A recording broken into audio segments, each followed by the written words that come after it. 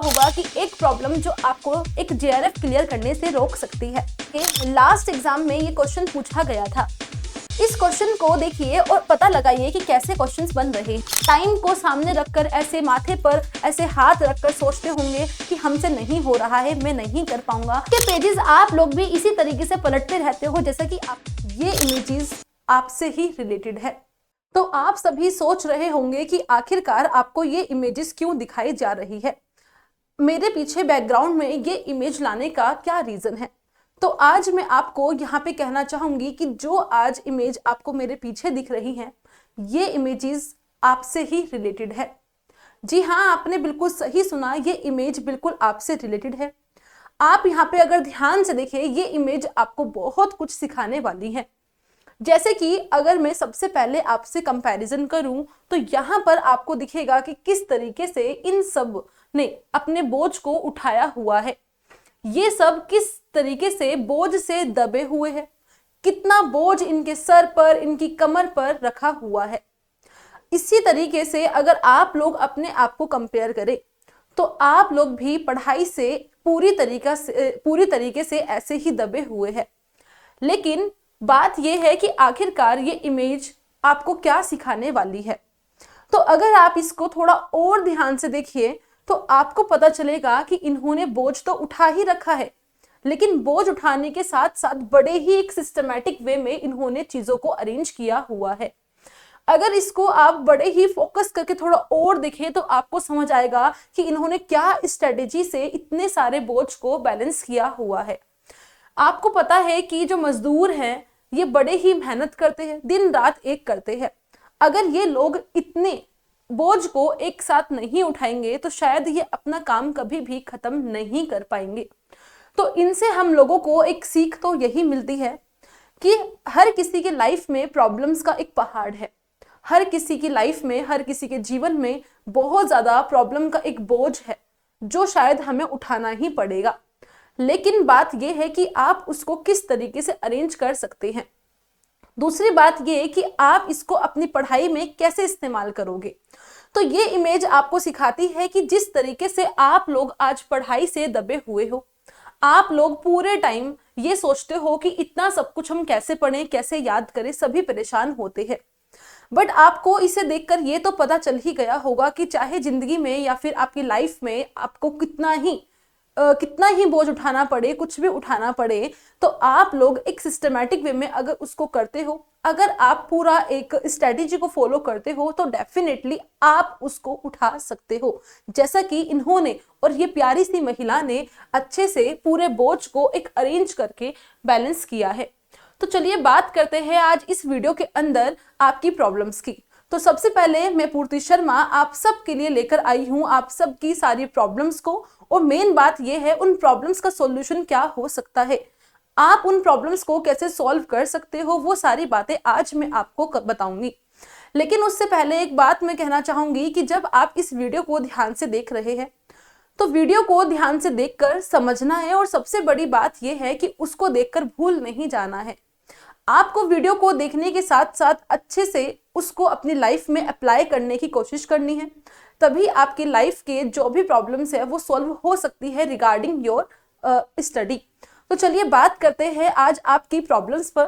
तो सबसे पहले जैसा कि आप सबने थंबनेल देख ही लिया होगा कि एक प्रॉब्लम जो आपको एक जेआरएफ क्लियर करने से रोक सकती है। हालांकि एक ही प्रॉब्लम्स नहीं होती है, बहुत सारी प्रॉब्लम्स होती है, ऐसा आप लोग भी सोच रहे होंगे। लेकिन पढ़ाई में क्या बातें आती है जो आपको परेशान करती है। तो सबसे पहले अगर आप ध्यान से देखें, यहाँ पे लिखा गया है सिर्फ पढ़ना बिना स्मार्ट स्ट्रेटेजी के। अब आप लोग सोच रहे होंगे कि मैम ये बात तो हर कोई हमें बोलता है कि आपको एक स्मार्ट स्ट्रेटेजी बनानी होगी, लेकिन स्मार्ट स्ट्रेटेजी बनाने का मतलब होता क्या है। तो आज मैं आपको यहाँ पर लास्ट ईयर जो आपके एग्जाम में क्वेश्चन आया था उसको यहाँ पे दिखाऊंगी, और उसके थ्रू मैं आपको बताने वाली हूँ कि क्या स्ट्रेटजी आपको फॉलो करनी है।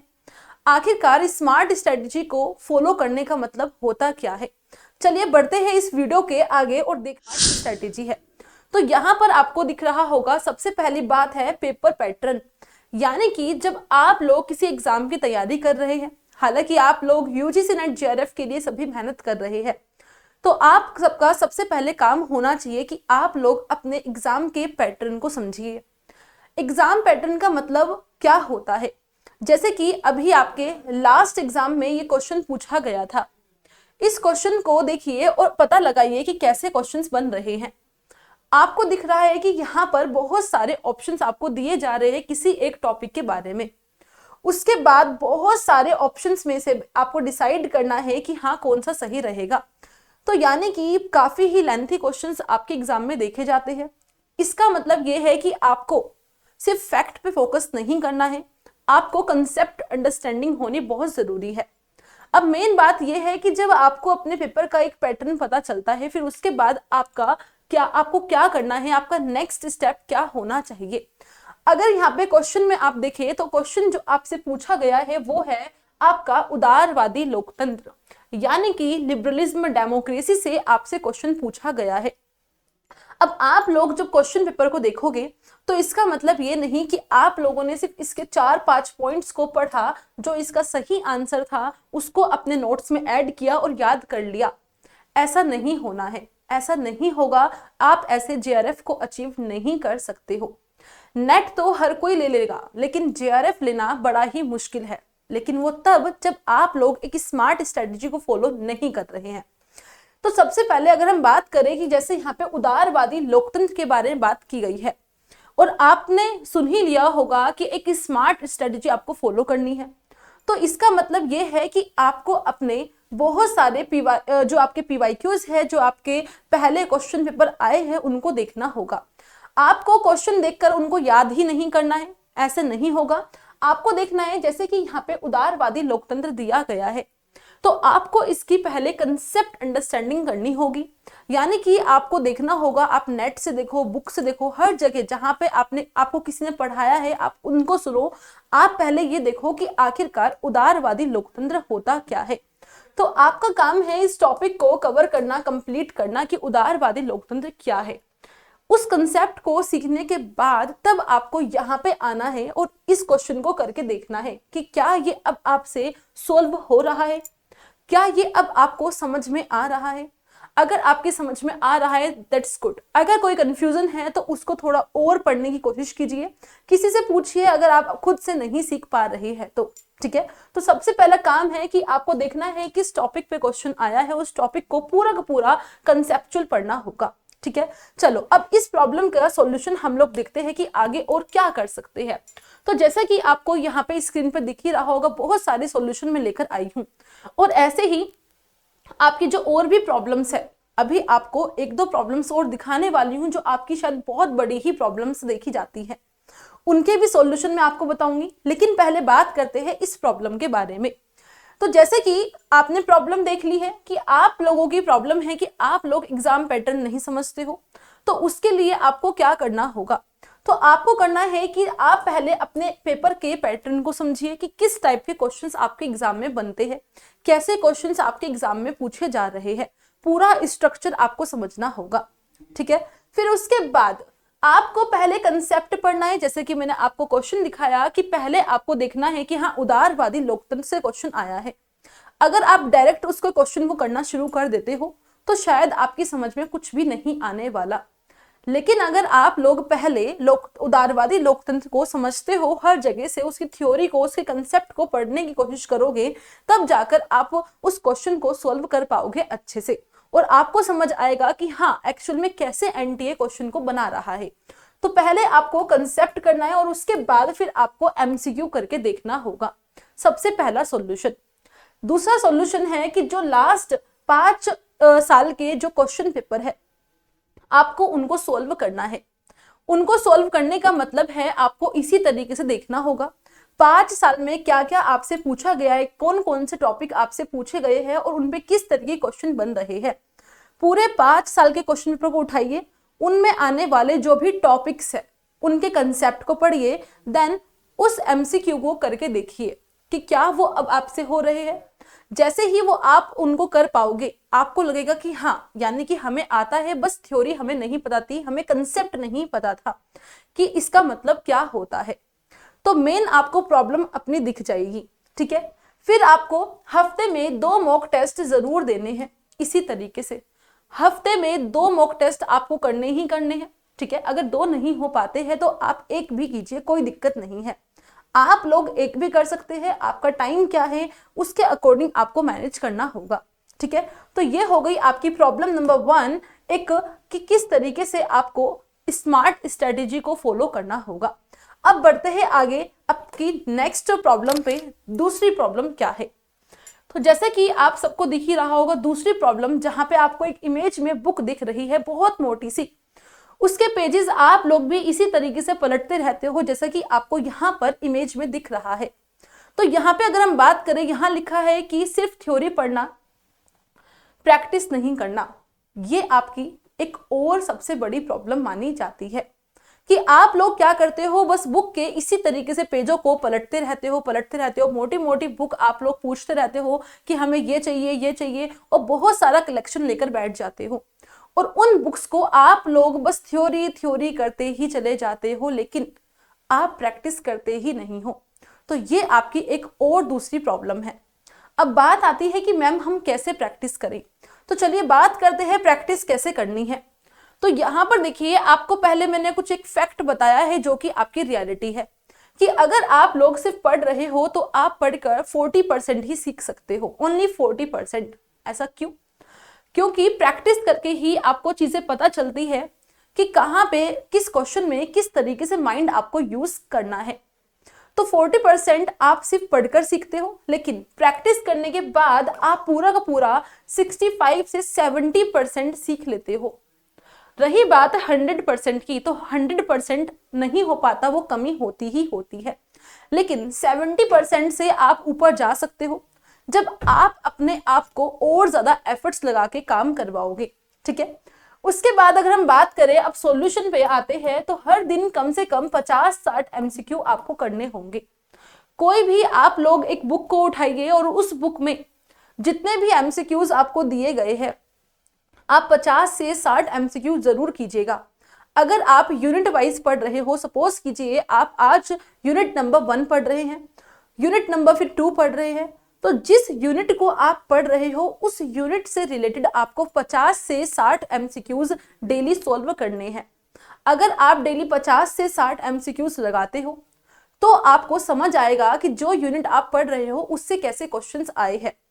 एक तरफ आप थ्योरी पढ़ रहे हो, यूनिट नंबर 1 को समझ रहे हो, और दूसरी तरफ आप शांति से अकेले में बैठ के उस यूनिट से आए क्वेश्चंस को पढ़ रहे हो, उनसे प्रैक्टिस कर रहे हो, तो वो आपकी यूनिट को एक परफेक्शन दे देंगे।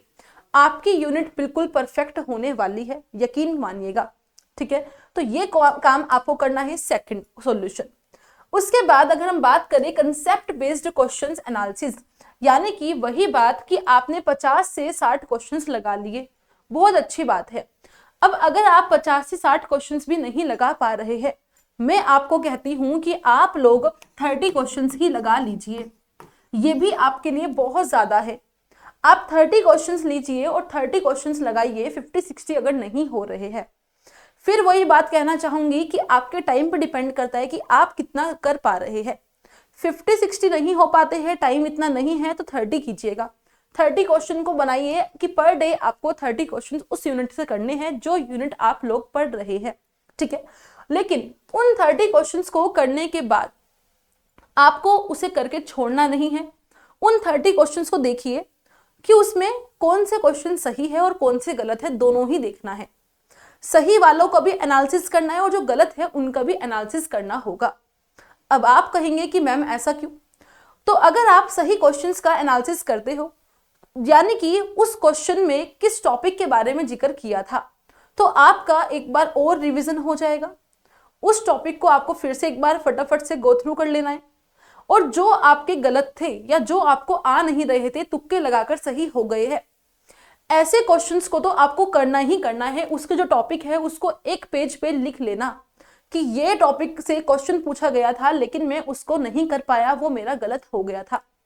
तो ऐसे क्वेश्चंस में जब आपके टॉपिक्स आपको मिल जाएंगे तो आपको पता चलेगा कि हाँ आप किन टॉपिक्स में वीक हो, और उन टॉपिक्स को ही आपको पढ़ना है। ये होती है एक स्मार्ट स्ट्रेटेजी। आपके स्ट्रॉन्ग जो टॉपिक थे जिसमें आपने सही किया था आंसर, वो आपका रिवीजन हो जाएगा, और जो आपके गलत थे, जो टॉपिक आपके वीक थे, वो बाद में स्ट्रॉन्ग हो जाएंगे जब आप उनको फिर से पढ़ लोगे। तो ऐसे करके आपको अपनी वीकनेस पता चलेगी हर एक यूनिट वाइज कि किस यूनिट में कौन सा टॉपिक पर्टिकुलर आपको नहीं आता है। मेरी कही हुई हर एक बात आप लोगों के लिए काफी हेल्पफुल होगी। मैं आपसे यही उम्मीद करूंगी कि आप लोग इन सब चीजों पे काम जरूर कीजिएगा। ठीक है, चलिए आगे बढ़ते हैं। नेक्स्ट यहाँ पे लिखा है कि हफ्ते में एक कंप्लीट मॉक टेस्ट जरूर। ये वही है जो मैंने आपको पीछे बताया था कि हफ्ते में 2 नहीं तो आप एक मॉक टेस्ट जरूर लगाइएगा। अगर आप हफ्ते में पूरा कंप्लीट मॉक टेस्ट करते हैं तो इससे क्या फायदा होने वाला है।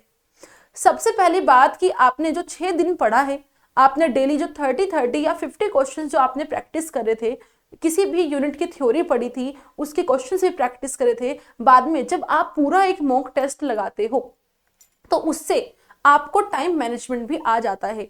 यानी कि पूरे 100 क्वेश्चंस जो कि आपके सेकंड पेपर में पूछे जाते हैं या फर्स्ट पेपर के 50 क्वेश्चंस जो आपके यूजीसी नेट में आते हैं, तो आपको पता चलेगा कि उनको कैसे करना है। और हफ्ते में मॉक टेस्ट लगाने से आपको ये भी हो जाएगा कि आपने जो 6 दिन पढ़ा था उसके बेसिस पे आपका माइंड एकदम से ओपन हो गया है कि क्वेश्चन समझते कैसे है, तो वो आप यहाँ पे अप्लाई कर पाओगे और यहाँ पे फाइनली आप लोग अपना स्कोर देख पाओगे कि आप कितना अच्छा कर रहे हो। तो मॉक टेस्ट लगाना बहुत जरूरी है, जो हफ्ते में आप कितना परफॉर्म अच्छा करते जा रहे हो वो आपको बताएगा। ठीक है, चलो आगे बढ़ते हैं एक और नेक्स्ट प्रॉब्लम पर। नेक्स्ट है आपका, ये आपकी सबसे ही बड़ी प्रॉब्लम है। सारी प्रॉब्लम्स एक तरफ और ये वाली प्रॉब्लम एक तरफ। जब तक आप ये प्रॉब्लम सॉल्व नहीं करोगे तब तक आप लोग पीछे की प्रॉब्लम्स को सॉल्व नहीं कर सकते हो। टाइम मैनेजमेंट एक सबसे बड़ी प्रॉब्लम है और यहाँ तक कि किसी एक या दो के लिए नहीं बल्कि सबके लिए ही। आपने भी कई बार ऐसे ही परेशान होकर सोचा होगा, टाइम को सामने रखकर ऐसे माथे पर ऐसे हाथ रखकर सोचते होंगे कि हमसे नहीं हो रहा है, मैं नहीं कर पाऊंगा, मुझसे नहीं हो पा रहा है, मैं क्या करूं, मैं करना चाहता हूं लेकिन फिर भी नहीं हो रहा है। तो बिल्कुल ये प्रॉब्लम सबसे बड़ी प्रॉब्लम है। जब आप ये नहीं कर पाते हो फिर आप कुछ भी नहीं कर पाते हो, चाहे आप कितने ही अच्छे क्यों ना हो पढ़ाई में। तो टाइम मैनेजमेंट सबसे बड़ी प्रॉब्लम है। अब आप सोच रहे होंगे लेकिन मैम इसका सॉल्यूशन हमें बताइए, बिकॉज ये सच में हमारे लिए इशू क्रिएट कर रहा है। तो सबसे पहले आप लोग ये जान लीजिएगा कि सॉल्यूशन तो मैं बता दूंगी, लेकिन उसको अप्लाई करना, इस प्रॉब्लम को सॉल्व करने के लिए सबसे बड़ी प्रॉब्लम ये है अप्लाई करना, कि जो इंसान बिल्कुल ठान लेगा वही कर पाएगा, अदरवाइज नहीं कर पाएगा। तो आपको अपने लिए खुद के लिए स्ट्रिक्ट होना पड़ेगा, जैसे कि बहुत सारे पेरेंट्स अपने बच्चों के लिए होते हैं या एक स्ट्रिक्ट एजुकेटर अपने स्टूडेंट्स के लिए होता है, ऐसे ही आपको अपने लिए भी स्ट्रिक्ट होना पड़ेगा ही। तो थर्ड प्रॉब्लम की अगर हम बात करें, कोशिश करते हैं लेकिन हो नहीं पाता है, तो सॉल्यूशन क्या हो सकता है। इसका सॉल्यूशन है सबसे पहले एक स्टडी का टाइम सही से फिक्स कर लो। अगर आपको यही नहीं पता कि आपको किस टाइम पढ़ना है और किस टाइम नहीं पढ़ना है, फिर तो आप नहीं पढ़ पाओगे, बिल्कुल नहीं पढ़ पाओगे। पहले आप अपनी पूरी दिनचर्या को देखो, आपका डेली का क्या काम रहता है, डेली जो कि हमेशा सेम ही होता है। बहुत सारे लोग हैं जो कि हो सकता है कि घर में हाउसवाइफ है, बहुत सारे लोग ऐसे हैं जो कि ऑफिस जाते हैं, और कुछ लोग ऐसे हैं जो सिर्फ पढ़ाई का ही काम करते हैं और थोड़ा बहुत घर का काम करते हैं। तो आप सबका यानी कि टाइम टेबल सबका ही अलग अलग होता है, किसी का भी सेम नहीं होता है। सबसे पहले ये सेट कर लो। लेकिन आप सबको ये पता है कि हर दिन आप लोग क्या कर रहे हैं, हर दिन कौन सा काम ऐसा है जो कि डेली करना ही करना पड़ता है, तो उसके लिए टाइम उसको ही रहने दीजिएगा। लेकिन उस काम के अलावा और कौन सा टाइम ऐसा है जो कि खाली रह सकता है, ठीक है, जो कि उस काम को आप छोड़ सकते हो। तो ऐसे में उन टाइम को पिक कीजिए और उसके अकॉर्डिंग अपना टाइम सेट कीजिए पढ़ाई करने का। तो सबसे पहला काम आपका यही होना चाहिए कि स्टडी का टाइम आप लोग फिक्स कर लो कि हाँ मुझे ये टाइम पढ़ाई करनी है, क्योंकि इस टाइम मेरा कोई काम नहीं होता, ना मेरा ऑफिस होता, ना मेरा घर का खाना बनाना होता, ना मुझे बाहर जाना होता, ना मुझे मार्केट में कुछ खरीदना होता, कुछ भी नहीं करना होता है। सबसे पहली चीज आपको फिक्स करना है ये टाइम पढ़ाई कब करनी है। उसके बाद एक और चीज, आजकल जैसा कि आप देख रहे हैं मोबाइल में सभी लोग लगे रहते हैं। अगर कोई पढ़ाई करके हटता है तो ऐसे आराम से लेटकर सोचता है कि चलो 2 दिन शॉर्ट वीडियो देख लेते हैं, माइंड फ्रेश हो जाएगा। लेकिन उन 2-3 शॉर्ट्स वीडियो को देखने के चक्कर में आपका पूरा 1 या 2 घंटा निकल जाता है। और इस प्रॉब्लम को बताने वाली एकमात्र मैं नहीं हूं, ये प्रॉब्लम आपको सबने ही बता दी है। अगर ये प्रॉब्लम हर कोई बता रहा है तो इसका मतलब क्या है कि सोशल मीडिया कहीं ना कहीं आपको इस तरीके से जकड़ रहा है कि आपका माइंड उससे हट ही नहीं पाता। तो आप एक काम कीजिए, आप इनको बिल्कुल ही बंद कर दीजिए।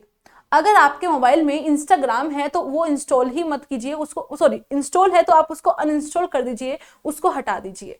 ठीक है, कोई भी चीज है उसे अनइंस्टॉल कर दो। आई नो कि अब आप लोग ये सोच रहे होंगे कि मैम बहुत सारी काम की चीजें भी हम लोग करते हैं। हो भी सकता है, मैं ये नहीं कहूंगी कि नहीं हो सकता, हो भी सकता है। फिर एक ही चीज है कि आप अपने माइंड को इतना स्ट्रॉन्ग कर लो कि हाँ, अगर आपको 2 रील देखनी है तो 2 ही रील्स देखकर आपको हट जाना है।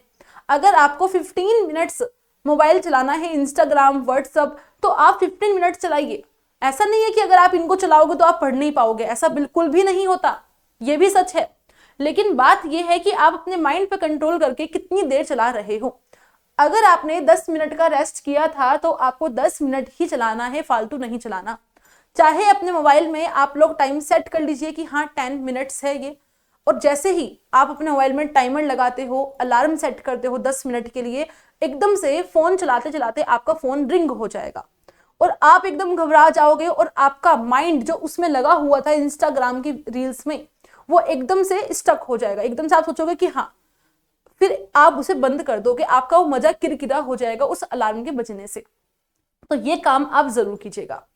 फिर है आपका फिक्स्ड शेड्यूल, यानी कि अपना पूरा टाइम टेबल बना लो कि मुझे इस टाइम ये पढ़ना है, उस टाइम ये पढ़ना है। पूरा टाइम टेबल अपने अकॉर्डिंग आप लोग डिसाइड कीजिए। टाइम टेबल बनाने वाला कोई और या फिर मैं नहीं हो सकती। ठीक है, इसका रीजन ये है, जैसा कि मैंने आपको बता ही दिया है, सबका टाइम अलग अलग है, सबके जो हालात है वो अलग है। हो सकता है किसी के पास सिर्फ 2 ही घंटे मिलते हैं, तो ऐसे में पूरे दिन में अगर आपको 2 ही घंटे मिल रहे हैं तो आप कैसे कैसे क्या कवर करोगे, किस कब कब करोगे, तो वो भी आपका ही काम होगा। ठीक है, तो मेन है कि एक शेड्यूल बनाओ और उसे बिल्कुल फिक्स्ड रखो। बट अब आप कहोगे मैम फिक्स्ड नहीं रहता है, तो इसमें भी घबराने की जरूरत नहीं है। बिकॉज कई बार क्या होता है कि हम लोग फिक्स्ड शेड्यूल बनाते हैं, लेकिन कुछ ऐसा काम आ जाता है कि हमें उससे हटना पड़ता है।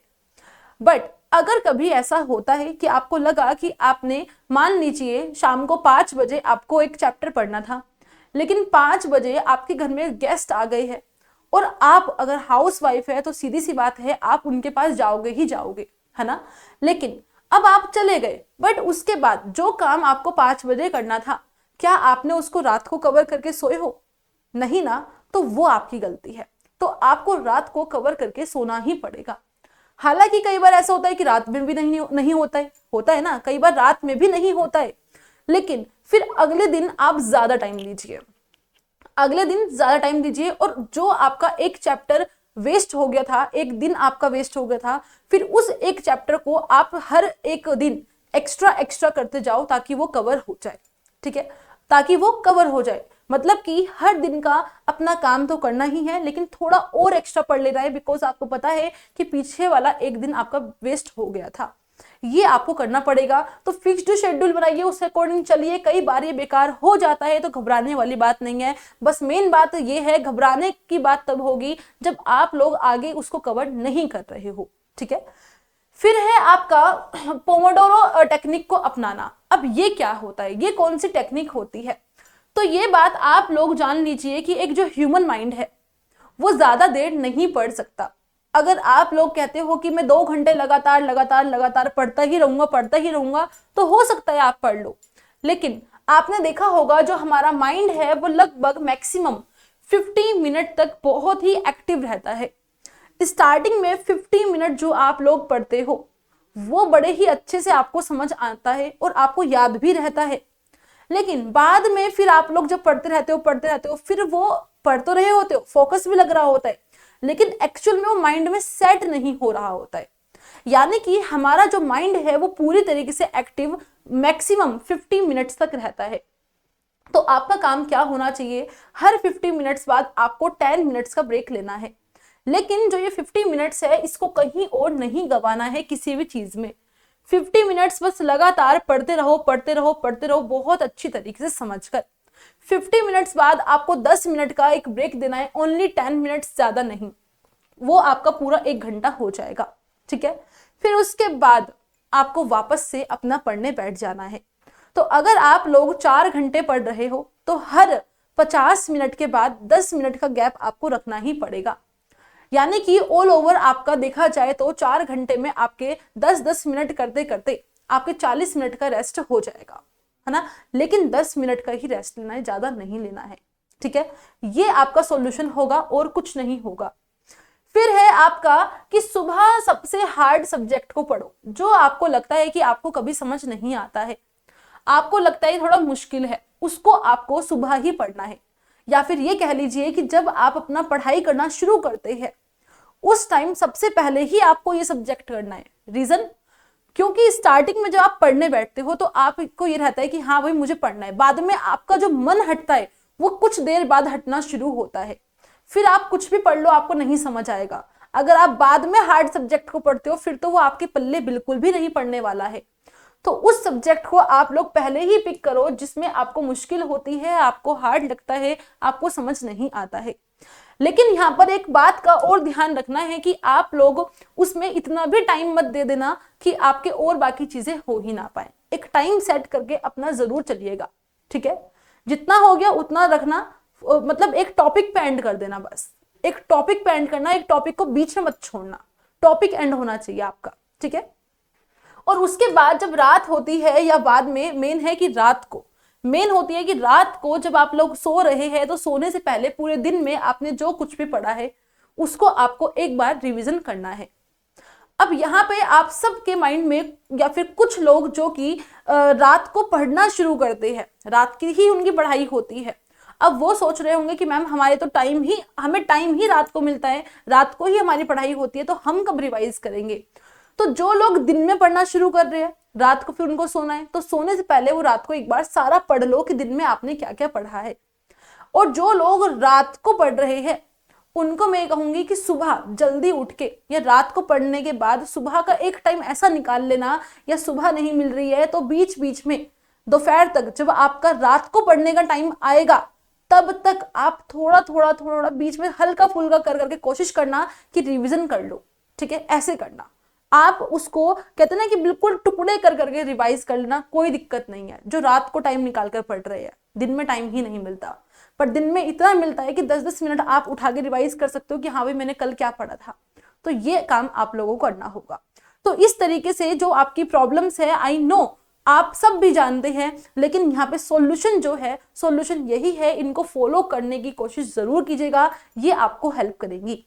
अगर आप लोग ये सब काम करते हैं तो डेफिनेटली आप लोग आगे बढ़ोगे, अपनी अपनी तीनों प्रॉब्लम से आप लोग बाहर निकलोगे और वापस से अपने मंजिल को छू लोगे, तभी आप लोग जेआरएफ क्रैक कर सकते हो। अदरवाइज आपके लिए जेआरएफ निकालना बहुत ही मुश्किल होगा।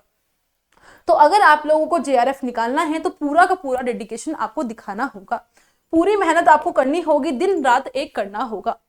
अब देखिए, आप ये इमेज देख रहे होंगे कि फाइनल कंक्लूजन क्या निकलता है।